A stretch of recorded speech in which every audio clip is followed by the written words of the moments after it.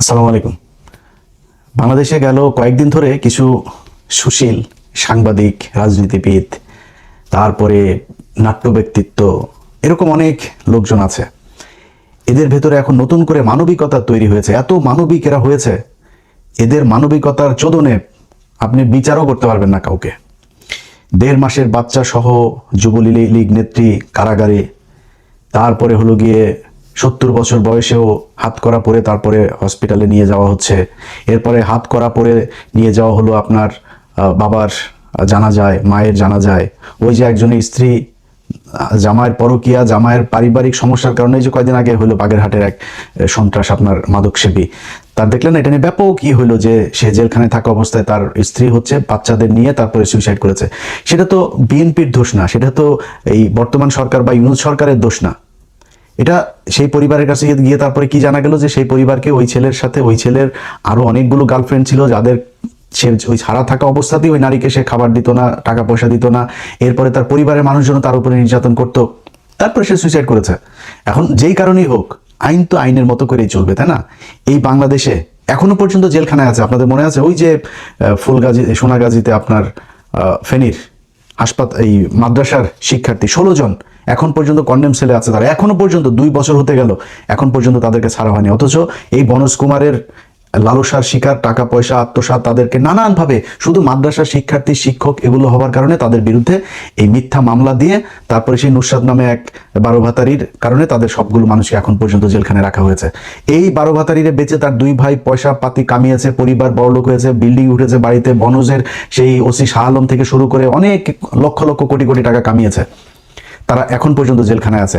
আমরা এই দেশে দেখি নাই 80 বছর 82 বছরের জামায়াতের এক নেতার হসপিটালে থাকা অবস্থায় মৃত্যুর সময় পর্যন্ত ডান্ডা বেরি পরানো ছিল? এটাই বাংলাদেশ না? এটাই তো সেই বাংলাদেশ। মৃত্যুর পরেও সাকা চৌধুরীর বাড়ি কবরে গিয়ে তারপরে হামলা করা হয়েছে। এই আলী হাসান মুজাহিদ, এই কাদের মোল্লা, তারপরে হচ্ছে গিয়ে ওই যে আমির কাশেম আলী, জানাজা পর্যন্ত দিতে না, সময় দেওয়া হয়েছে 2 মিনিটের মধ্যে জানাজা শেষ করবে, গোসল দিতে দেয় না। এই যে বজলুল হুদা, আমাদের চুয়াডাঙ্গার কৃতি সন্তান, এই বীর যোদ্ধা, 75-এর বীর যোদ্ধা, তারে মানে গলা কেটে ফেলেছে আপনার, ফাঁসির কথা বলে গলা। বাতেন মাজেদ, ক্যাপ্টেন মাজেদ গলা কেটেছে, শেখ হাসিনা নিজের হাতে গলা কেটেছে। এটা তো সেই বাংলাদেশ, তাই না? আমরা এই দেশে দেখি নাই ছোট বাচ্চা সহ তারপরে জেলখানায় পাঠানো হয়েছে, এটা আমরা দেখি নাই। খালেদা জিয়ার মতো একটা মানে ভিভিআইপি মানুষ, সেই ভিভিআইপি মানুষের পর্যন্ত তার এই 80 বছর বয়সের একজন নারী, তাকে পর্যন্ত এই শেখ হাসিনা কি বাজে ভাবে কথা বলে তারপরে জেলখানায় রেখে রেখে তারা মারলো। এগুলো এই বাংলাদেশই ঘটেছে না? এখন নতুন করে মানবিক কিছু সাংবাদিক আটক আছে, এই যে মুজা বাবু, তারপরে শাকিল, ফারজানা রূপা, এরা কি করেছে আমরা জানি না? আসিফ নজরুল যখন আইনমন্ত্রী হয় তখন থেকে জাউরামি শুরু হয়েছে। আসিফ নজরুল এসেই প্রথম দিন বয়ান দিল যে গণহারে মামলা করে মামলাগুলো কি করে দেওয়া হয়েছে। গণহারে মামলা কিরে? 75 এই বাংলাদেশের যত কজন আওয়ামী লীগ আছে প্রতিটার নামে মামলা হইতে হবে। আমার সাথে অনেক আওয়ামী লীগের লোকজন আছে, অনেক মানুষ আছে আওয়ামী লীগের, সে আওয়ামী লীগ করে কিন্তু আমারে খুব পছন্দ করে, আমি ইন্ডিয়া বিরোধী, এই জন্য আমার খুব পছন্দ করে, সেও ইন্ডিয়া বিরোধী। আমি ভাই একটা ছবি তুলবো আপনার সাথে, আমি আওয়ামী লীগ করি তো আপনার পছন্দ করি। আমি কোশ্চেন করি, আমি বলি যে আপনি 5ই আগস্টের আগের দিন পর্যন্ত আওয়ামী লীগ ছিলেন? যদি আওয়ামী লীগ থাকেন তাহলে আসেন না, আর যদি আওয়ামী লীগ না থেকে থাকেন অন্তত 5 তারিখ ভোর রাতে শুভে সাদিকের আগ পর্যন্ত যদি তওবা করে মুসলমান হয়ে থাকেন তাহলে ঠিক আছে, নাইলে আপনার মতো আওয়ামী লীগের সাথে ছবি তুলবো না, আমার সাথে কথা বলার দরকার নেই। আপনি এই জুলাই মাসে আমাদের চোখের সামনে, আরে ভাই ছোট ছোট বাচ্চা হেলিকপ্টারে করে শিশু দুধের বাচ্চাকে পর্যন্ত গুলি করে মেরে ফেলেছে। এটা সেই বাংলাদেশ। সেই মানুষগুলোরে যারা মারলো, এটার জন্য কি খালি শেখ হাসিনা একা দায়ী? এটার জন্য খালি পুলিশের আইজিপি দায়ী একা? ডিবির হারুন দায়ী একা? সারা বাংলাদেশের যত মানুষ, আওয়ামী লীগের যত মানুষ তাদেরকে আরো উদ্বুদ্ধ করেছে মানুষ খুন করতে, যত সাংবাদিক উদ্বুদ্ধ করেছে, সবার বিচার হইতে হবে। অতএব বিচারের আসামি কয়েক হাজার না, আসিফ নজরুল 75 কয়েক হাজার না, কয়েক লক্ষ হবে। আওয়ামী লীগের একদম ওয়ার্ডের একজন সাধারণ সদস্য সমর্থক যে, সেও আসামি হবে। বিচার হবে, যার যতটুকু শাস্তি সে ততটুকু পাবে। আমি চাই না কেউ এক জায়গায় খুন করে নাই, গুলি করে নাই, কোনো মারামারিতে ছিল না, তারা আপনি ফাঁসি দিয়ে দেন বা 20 বছর কারাদণ্ডের দরকার নেই, তার 6 মাসের কারাদণ্ড হইতে পারে, 3 মাসের হইতে পারে, বাট তাকে সাজা ভোগ করতে হবে। অথচ এই সাংবাদিকগুলা, এই যে মুজাম্মেল বাবু, ফারজানা রূপা, তারপরে এই যে শাহরিয়ার কবির, এরা তো ডাইরেক্ট খুনি। আর এদের ভাই ফাঁসি হওয়ার মতো অপরাধ তারা করেছে। তাদেরকে এখন 2 দিন পর পর কিছু পত্রিকা এখনো সাংবাদিকরা, ওরা সাংবাদিক কিসের রে? তোরা সাংবাদিকতা করছিস, তোরা সাংবাদিকতা করলে কি আমাদের চ্যানেলে এসে, আমাদের ফেসবুকে এসে মানুষ নিউজ খোঁজে নাকি? আমাদের তৈরি হয়েছে, আমরা তৈরি হইলাম কেন? আমাদের প্রয়োজনীয়তা এই দেশে হইলো কেন? তোদের কারণে। তোরা সাংবাদিকতা করিস নাই, এই জন্য মানুষ আমাদের কাছ থেকে শুনতে চেয়েছে, এই জন্য আমাদের মানে 5 মিলিয়ন 10 মিলিয়ন করে আমাদের সাবস্ক্রাইবার ফলোয়ার হয়। কেন হয়? আমাদের কথা জানবে, বাংলাদেশে 30-35টা টেলিভিশন, শত শত অনলাইন পোর্টাল, নিউজ পেপার আমাদের এখানে আসছে কেন? তোরা সাংবাদিকতা করিস নাই, তোদেরকে মানুষ বিশ্বাস করে নাই, এই জন্য আমাদের কাছে এসছে। তোরা সাংবাদিকতা করছিস, এখন ওনাদেরকে সাংবাদিক, এই জন্য ওনাদেরকে মাফ করে দিতে হবে, বাঁচাই দিতে হবে। 2 দিন পর পর মানবিক নিউজ প্রকাশিত হয়, এত মানবিক মনে হয় যেন বাংলাদেশে জীবনে কোনোদিন কোনো সাংবাদিককে আটক করে নাই। প্রথম আলোর ব্যাপারে খুব মানে নানান ধরনের আলাপ, প্রথম আলোর অফিস ভাঙার কারণে বিশাল আকারে কিছু, প্রথম আলোর এই দৈনিক সংগ্রামের সম্পাদক আসাদ ভাই, বয়স্ক একটা মানুষ, ওরে কলারে ধরে টাইনা অফিস থেকে বার করে নাই, মারে নাই, অপমান করে নাই। 5 তারিখেও এই দেশে 71 টিভিতে হামলা হয় নাই, সময় টিভিতে হামলা হয় নাই, এগুলো ভাঙচুর হয়নি, ডিবিসিতে হামলা হয়নি, ভাঙচুর হয়েছে না। তো এই দেশে তো হয়েছে, তো আমার দেশ পত্রিকা বন্ধ করে দিয়েছে, কই তখন চিল্লায় নাই তো। বিষয় হচ্ছে খুব সুনির্দিষ্ট একটা এজেন্ডা নিয়ে এরকম কিছু সাংবাদিক, বুদ্ধিজীবী, রাজনীতিবিদ এই কথাগুলো বলে যাচ্ছে, এটাকে খুব নর্মালাইজ করতে যাচ্ছে। ভাই যদি মনে করেন এই আসিফ নজরুলের মতো এরকম আরো কিছু জাউরা আছে, এই যে যেমন ধরেন এই বিকাশ নুরু, এই বিকাশ নুরুর অবস্থাটা দেখেন। ওই এই 5 তারিখের পর থেকে চাঁদাবাজি, মানুষের টাকা পয়সা লুটপাট, আওয়ামী লীগের লোকজনের টাকা পয়সা দখল, বিভিন্ন জায়গায় ব্যাংক ট্যাঙ্কে যায়, তারপরে ওর এই লোকজন নিয়ে, তারপরে মপটপ করে শত শত কোটি টাকা নিয়ে নতুন নতুন পাঞ্জাবি গায়ে দেয়, আর হে এখন সুশীল হয়ে গেছে। এই আফ্রিদির বাপের আর আফ্রিদিরে এইটারে নিয়া তোর দরকার কি? ভাই আমার সাথে নুরুর তো কোনো সমস্যা নাই। 5 তারিখ থেকে আজকে পর্যন্ত আমি ইলিয়াস হুসাইন যদি টাকা কামাইতে চাইতাম, ভাই আমরাও 200-400 কোটি টাকার মালিক হয়ে যেতে পারতাম। আমরা তো কারণ এগুলি করি নাই। আমরা আওয়ামী লীগের ব্যাপারে আমাদের কি খুব ঘনিষ্ঠ মানুষজন আওয়ামী লীগের কেউ নাই? আমাদের খুব পরিচিত বন্ধু বান্ধবদের ভিতরে, আত্মীয় স্বজনের ভিতরে কারোর না কারোর পরিচিত এমনি ঘুরায় পেঁচে আওয়ামী লীগের লোক নাই? আমরা যখনই বলেছে ভাই আওয়ামী লীগ করতেন, ভাই এখন না, কয়দিন ঝামেলা টামেলা যাক, তারপরে আস্তে আস্তে আপনারা বের হইতে পারবেন, একটু ধৈর্য ধরে থাকেন। কোনোদিন কেউ বলতে পারবে না যে কোনো সচিবালয়, কোনো কোর্ট, কোনো আদালত, জজ সাহেব, আইন মন্ত্রণালয়, অ্যাটর্নি জেনারেল কারোর কাছে কোনোদিন কোনো আওয়ামী লীগের ব্যাপারে গিয়ে তারপরে কোনো তদবির করেছে, কেউ বলতে পারবে না। অথচ এই যে নুরুর বাচ্চারা, এরা মানে ধুমায়া, খালি টাকার দরকার, খালি টাকা পায় আর হয়ে যায়। শালা তোরা যে এরকম করছিস, তোরা কি মনে করিস, ধর আসিফ নজরুলের কথাই বলে, আসিফ নজরুল তুই কি মনে করছিস যে মনে কর আওয়ামী লীগ আসলো, তোরে বাঁচায় রাখবে, তোরে ছেড়ে দিবে মনে করছিস? তুই পাশার চামড়া উড়ায় ফেলবে। সো আমাদের কথা হইল যে ভাই আওয়ামী লীগের ব্যাপারে আমরা 0 টলারেন্স দেখায় আসি। যার সাথে যত সমস্যা, এই নুরুর সাথে সমস্যা বলেন, আসিফ নজরুলের সাথে সমস্যা বলেন, ওয়াকারের সাথে সমস্যা বলেন, বিএনপির সাথে, তারেক রহমানের সাথে, যাদের সাথে আমাদের যত সমস্যা, সব সমস্যা একটা কারণে, সেটা হচ্ছে এই আওয়ামী লীগের ব্যাপারে কোনো এই ঠিক নির্বাচনের আগে সারা জীবন বিএনপির গুণগান গায়ে আসলাম, গেল 1.5 বছরেও বহু ভিডিও বানিয়েছে বিএনপির পক্ষ, বিএনপির ডিফেন্ড করে, বহুত গালাগালিও শুনেছি। শিবিরের পোলাপান, সাধারণ মানুষ, বহু মানুষ আছে, ভাই দালালি শুরু করে দিলেন, ভাই আপনি বিএনপির এজেন্ট, বিএনপির দালাল, এই সেই এগুলো। জামাতের আমিরের পর্যন্ত ভাই আমি এত রেসপেক্ট করি, এই যে তাহের ভাই এত রেসপেক্ট করি, অথচ এই লোকগুলির পর্যন্ত ভাই আমি ছাড় দেই নাই যে আওয়ামী লীগ কিংবা এই ইন্ডিয়ান এজেন্ট এদের সাথে কোনো ধরনের করার কারণে। তো যত সমস্যা তৈরি হচ্ছে সব থেকে আওয়ামী লীগের কারণেই। অথচ আপনারা ভাই টাকা কামাইছেন তো, বহুত টাকা হয়েছে তো, এখন চুপ থাকেন একটু, এখন একটু অন্তত বিচারগুলো হইতে দেন কোনো কিছুতে। আরে ভাই একজন স্পিকার কেমনে ভাই ছাড়া পায়? আরে তার ট্রিটমেন্টের দরকার, তার হসপিটালে পাঠান। ও মা 1.5 দিনের মাথায় একদম তার জামিন, কারণ কি? সে কিছু করেনি তো, সে কিছু না করলে তো হাসিনাও কিছু, হাসিনা কি ডাইরেক্ট জায়গা কাউরে গুলি করছে নাকি? হাসিনারে আপনার বিচার করার দরকার, হাসিনারও ছেড়ে দেন। আজকে আপনারা যাদেরকে মাফ করে দিতে চাচ্ছেন, যাদের ব্যাপারে খুব নমনীয় মানবিক কথাবার্তা বলছেন, যারা এই কাজগুলো করেছে তারা কি মাপ চেয়েছে? আওয়ামী লীগের একটা ছোট একটা ইউনিট, ওয়ার্ড লেভেলের কোনো আওয়ামী লীগের একজন সভাপতিও কি তার সাথে 20 জন মানুষকে নিয়ে এসে কোনোদিন ক্যামেরার সামনে বলেছে নাকি যে ভাই আমরা আওয়ামী লীগ করতাম, আমাদের ভুল হয়েছে, আমরা জীবনে আর আওয়ামী লীগ করবো না, এই ধরনের এই নৃশংস হত্যাকাণ্ড আওয়ামী লীগ করেছে, আমরা এটা ঘৃণা করি? কেউ বলেছে এখন পর্যন্ত?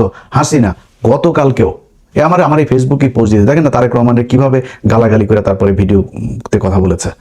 মানে এখনো মানে ফানা তুলে আছে যে সুযোগ পাইলেই তারপরে আপনারা ছবল দিবে।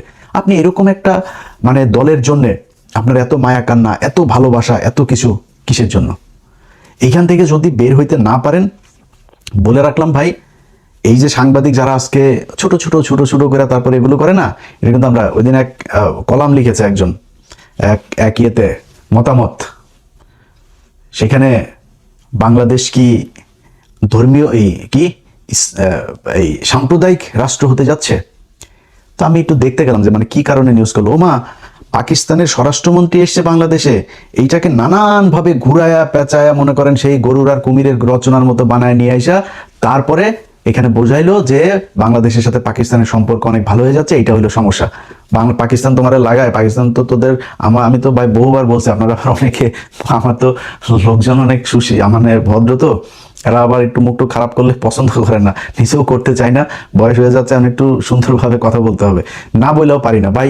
এদের কিছু বললে আবার এরা কয় যে আমরা হইলাম গিয়া পাকিস্তানের রাজাকার, পাকিস্তানি এটি, এগুলো বলে না ভাই। ডেফিনেশন ক্লিয়ার, একদম লাউড অ্যান্ড ক্লিয়ার। মানে আমি ধরেন আপনি আমারে বলবেন আমি রাজাকার, আমার বাপ রাজাকার, আমার দাদা রাজাকার, আমি নিজে বলি, আমি কনফেস করি যে আমার বাপ, আমার দাদা, আমরা সবাই রাজাকার ছিলাম, এবং আমরা তোদের মা বোনদেরকে তুলে নিয়ে তারপরে পাকিস্তান মিলিটারি ক্যাম্পে দিয়ে আসতাম। ওইখানে তোর মা বোনেরা প্রেগনেন্ট হুয়া, এরপরে তোরা পয়দা হুয়া, তো বিষ তো ভাই তোরা, কান্দাকাটি তোরা করবি, তোরা এটা না বুঝে আন্দাজে তো আমাদেরকে জিতাই দিলে হবে না, তাই না? এখন পাকিস্তানের নিয়ে তাদের বিশাল আকারের সমস্যা। পাকিস্তানের খেলাটা হইলো, দেখেন এই খেলাটা নিয়ে যে মেহের আফরোজ শাওন সহ অনেক সুশীলেরা বুঝছেন, পাকিস্তানের ইয়েতে হারাতে কষ্ট হচ্ছে, এই হচ্ছে সেই হচ্ছে, বেটা পাকিস্তানের নিয়ে কষ্ট হওয়ার কিছু নাই তো।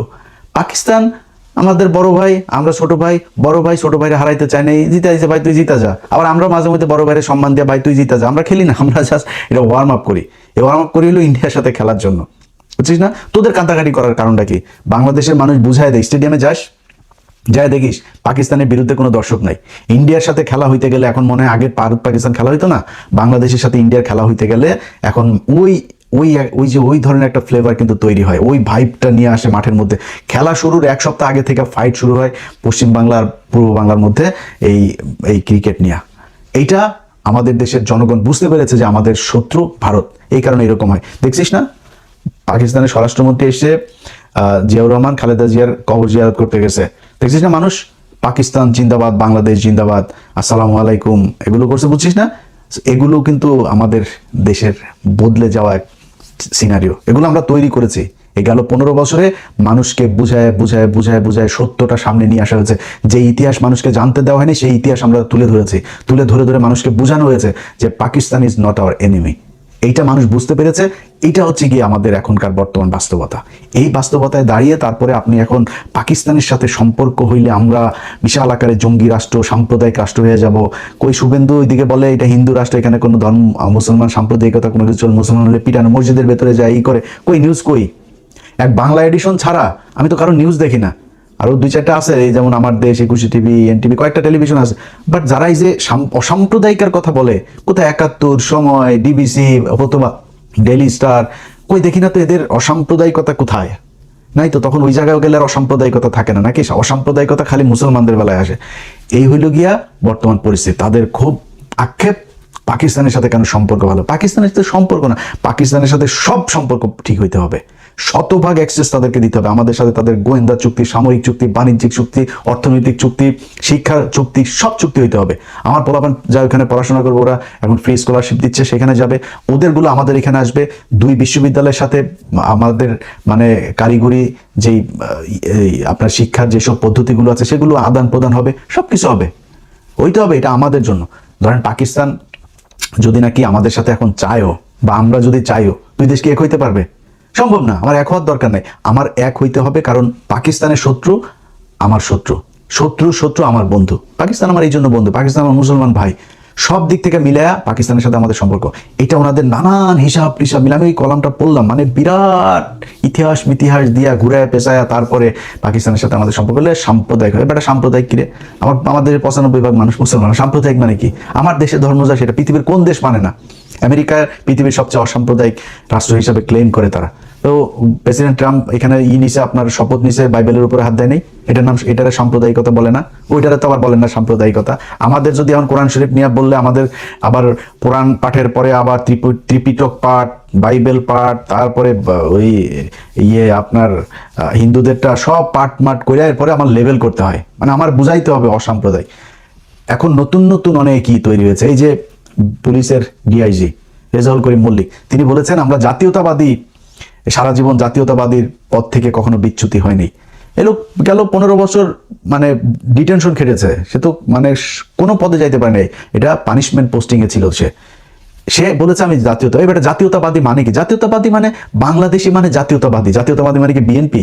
জিয়াউর রহমান ডিফাইন করে দিয়ে গিয়েছে যে বাংলা, পূর্ব পাকিস্তান আর পশ্চিম পাকিস্তান দুই দেশের বাঙালি। তোমরা যদি বাঙালি, আমরা যদি বাঙালি, তাহলে তার দুই দেশ আলাদা থাকলো না।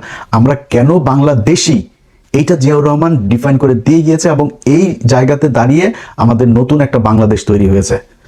শেখ মুজিবের সেই বাংলাদেশ থেকে জিয়াউর রহমান আমাদেরকে এই জায়গায় আলাদা করে দিয়ে গিয়েছে। যদি আলাদা না থাকে তাহলে ভারত আর বাংলাদেশের মধ্যে কোনো পার্থক্য থাকবে না। তো সে বলেছে খালি আমি জাতীয়তাবাদী, যেহেতু বললেন আমি বিএনপি। তোদের পুলিশেরা, তোরা আজকে যারা কিনা যে নিউজগুলো বিবিসি পর্যন্ত, এই আকবর টাকবর এরা হচ্ছেন, এরা হইলো গিয়া সব এই প্রথম আলো, ডেইলি স্টার প্রক্সি দেয়, কয়েকটা পত্রিকা আছে, বিজনেস স্ট্যান্ডার্ড, তারপরে বিডি নিউজ 24, এই ডয়চে ভ্যালি, তারপরে হইলো গিয়া বিবিসি। এরা এখন প্রথম আলো, ডেইলি স্টার খুব ভালো শেপে নাই, তো এখন ওদের দিয়ে এরা করায়, এগুলো করায়।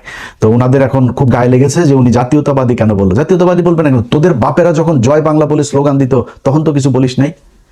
জয় বাংলা তো আওয়ামী লীগের স্লোগান। বাংলাদেশে মুক্তিযুদ্ধ জয় বাংলা বলে হয় নাই। মুক্তিযুদ্ধে জয় বাংলা একমাত্র বলতো মুজিব বাহিনী, ওই বিএলএফ যেটা কিনা এই দেরাদুনে থাকতো, ওই পাকিস্তান ইয়েতে থেকে সোনাগাছিতে লুচ্চামি করতো, ওরা খালি বলতো। বাংলাদেশের মুক্তিযোদ্ধারা জয় বাংলা বলে নাই। বাংলাদেশের মুক্তিযোদ্ধাদের স্লোগান ছিল নারায়ে তাকবীর, আল্লাহু আকবার। এটা বিশ্বাস না হইলে বাংলাদেশের স্বাধীনতার যে ঘোষণা আছে, স্বাধীনতার ঘোষণায় যায় পড়গা যা, এই যে স্বাধীনতার দলিলপত্র আছে না, স্বাধীনতা যুদ্ধের দলিলপত্রের 3য় খণ্ডের 18 নম্বর পৃষ্ঠায় যা, খুঁজে বার করগা দেখগা, আমার কাছে আছে ওই বই। তো আমাদেরকে ইতিহাস শিখায় লাভ নাই, আমরা এগুলো খুঁজে খুঁজে বের করছি। তো আমার মুক্তিযুদ্ধের ইতিহাসে জয় বাংলা, জয় বঙ্গ, ধন্যন এগুলো ছিল না। বাংলাদেশে যারা ওই মুজিব বাহিনী, ওরা এগুলো রেকর্ড করতো, ওইখানে বসে বসে করতো, রেকর্ড করতো। আর সারা পুরা 9টা মাস মুক্তিযোদ্ধাদের সাথে মুজিব বাহিনীর যুদ্ধ হয়েছে, পুরো 9 মাস। এই তাজউদ্দিন আহমেদের বই পড়েন ভাই, সে নিজে বলেছে এই মনি তুফাইল তাকে মারার জন্য তার যে অফিস কলকাতায়, সেখানে লোক পাঠিয়েছে। সে বন্দুক নিয়ে এসে দরজার সামনে দাঁড়ায়, তারপরে কাঁপতে কাঁপতে তারপরে বন্দুক ফেলে দিয়েছে। স্যার আমারে মাফ করে দেন স্যার, আমি পারবো না স্যার। কি হয়েছে স্যার? আপনারা মারার জন্য আমারে পাঠাইছে। তাজউদ্দিন আহমেদের নিজের কথা ভাই। আপনারা মুক্তিযুদ্ধ জানতে হইলে তাজউদ্দিন আহমেদের লেখা বই পড়বেন, জেনারেল ওসমানীর বই পড়বেন, এগুলো পড়েন, তারপরে বুঝতে পারবেন। তাদের নিজের মুখে মেজর জলিলের কথা পড়েন, সব জানতে পারবেন, সেখানে আছে এগুলো। আমাদেরকে এই ধনপন ইতিহাস শিখায় লাভ নাই। এই জয় বাংলা, বাল বাংলা, এই জয় বাংলার এগুলো আওয়ামী লীগের স্লোগান। সেই স্লোগান এই পুলিশরা দিয়েছে, তখন কিছু বলেন নাই। তো এখন আপনাদের নতুন করে অসম্ভব। প্রথম আলো ডেইলি স্টার নিউজ করে, মতি লেখে ডেইলি স্টারে, মাহফুজ আলম লেখে প্রথম আলোয়। হ্যাঁ, হচ্ছে গিয়ে কি প্রশাসনে এই ওর নাম কি, পেশাজীবীদের মাঝে রাজনীতি ঢুকে যাচ্ছে। হ্যাঁ, রাজনীতিতে এই আপনার পেশাদারিত্ব নষ্ট হচ্ছে। তোর এই কলাম 5 তারিখের আগে কোথায় ছিল? সব জায়গায় ঘোষণা দিয়া দিয়া তোরা তারপরে খুতবা পর্যন্ত নষ্ট করছিস। তোরা খুতবা পর্যন্ত বেঁধে দিয়েছিস যে আওয়ামী লীগের মতো করে খুতবা পড়তে হবে। তোরা এত বড় জালিম। সেদিন কোথায় ছিলি তোরা? বইয়ের ভিতরে যেসব বইয়ের ভিতরে যে পাঠ্যপুস্তকে যা করেছিল, তোরা কোথায় ছিলি? তোরা এগুলোকে আরো উস্কায় উস্কায় তারপরে করছিস। সেদিন কোনো কথা হয় নাই। আজকে ওনারা সুশীল হয়ে গিয়েছেন। সুশীল হয়ে তারপরে এখন আওয়ামী লীগকে ছেড়ে দিতে হবে, সাংবাদিকদের ছেড়ে দিতে হবে। তোদের সবগুলির ফাঁসি হওয়া উচিত। তোরা হাসিনাকে শেষ দিন পর্যন্ত উদ্বুদ্ধ করেছিস, আরো মারেন, যা প্রয়োজনে করেন। এই জঙ্গিরা আমাদের বয়ান রে আমাদের মুক্তিযুদ্ধের চেতনায় হাত দিয়েছে, আমাদের উন্নয়নের মূল জায়গায় হাত দিয়েছে, মেট্রো রেলে হাত দিয়েছে, ওখানে হাত দিয়েছে, টেলিভিশন ভবনে হাত দিয়েছে, ওদেরকে ছাড়া যাবে না। এই সাংবাদিকরা বলেছে শেখ হাসিনাকে। শেখ হাসিনা তাদের মাধ্যমে আরো বেশি পাওয়ার পেয়েছে যে না, শেষ পর্যন্ত থাকতে হবে। শেখ হাসিনা চেয়েছে শেষ পর্যন্ত, শুধু পারে নাই। মানুষের যেই বুকের সামনে গুলি নেওয়ার যে সাহস এই দেশের মানুষ দেখিয়েছে, আন্তর্জাতিক কিছু ব্যাপার ছিল, সব মিলায় তারা পারে নাই শেষ পর্যন্ত। বাট এই সাংবাদিকরা কি চেয়েছে? এই বুদ্ধিজীবীরা চেয়েছে? ওদের সবার বিচার হওয়া দরকার। আজকে তারা এই মানুষগুলোরে বাঁচাইতে চায়। নুরু 2 দিন আগে সে যায় বলে যে আমরা এত দেশপ্রেম, আমরা দেশে যাই না কেন? সুদানির ফুয়া, আমরা দেশে যাই না কেন তুই বুঝিস না?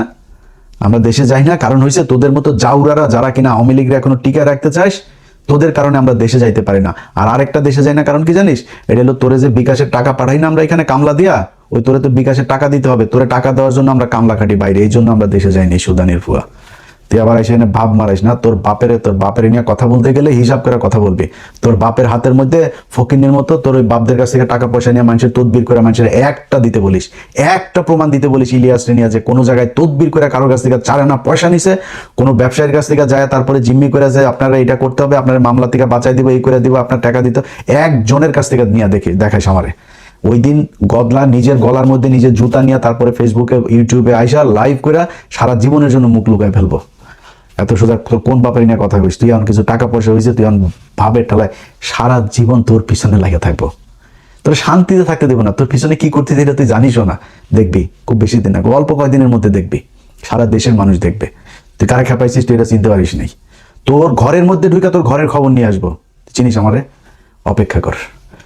যাই হোক ভাই, শেষ করি খালি একটা কথা বলা, বিএনপি করেন জামাত করেন, আপনাদের কাছে আল্লাহর ওয়াস্তে আমি চাই না আওয়ামী লীগের সবার ফাঁসি হয়ে যাক। প্রথমত আওয়ামী লীগকে মাপ চাইতে হবে, দ্বিতীয়ত মাপ চাওয়ার পরে যার যতটুকু অপরাধ তাকে ততটুকু হইতে হবে, তার বিচার হইতে হবে। একদম শেষ লেভেলের যেই নেতাটা, যেই কর্মীটা সেদিন মাঠে ছিল, সেও এই হত্যাকাণ্ডের সাথে জড়িত। একটা হত্যাকাণ্ডের মধ্যে খালি যে গলায় ছুরি দিয়ে তারপরে হত্যা করে, এইটাই খালি হত্যা না, এইটার সাথে যে ওইটার সহযোগিতা করেছে, যে পরিকল্পনা করেছে, যে এটা এক্সিকিউট করতে মানি দিয়েছে, যে এটা মারার পরে লাশ গুম করতে তারপরে সহায়তা করেছে, যে দেখেছে দেখে তারপরে সেটা গোপন করেছে, সব কয়জন আসামি। বাট যে সরাসরি জবাই করেছে তার অপরাধ সবচেয়ে বেশি। পরিকল্পনা করেছে সে, তারপরে যে কিনা লাশ গুম করেছে তারা আবার আরেকটা পক্ষ, যে দেখে তারপরে গোপন করেছে সে আবার আরেকটা পক্ষ। এরকম অনেকগুলো বিষয় আছে। সো এইভাবে বিচার হবে, বাট বিচারগুলো হইতে হবে। বিচার ছাড়াই তৌহিদ আফ্রিদির বাপ এমন কি করে নাই, সরাসরি ভাই কমপ্লেন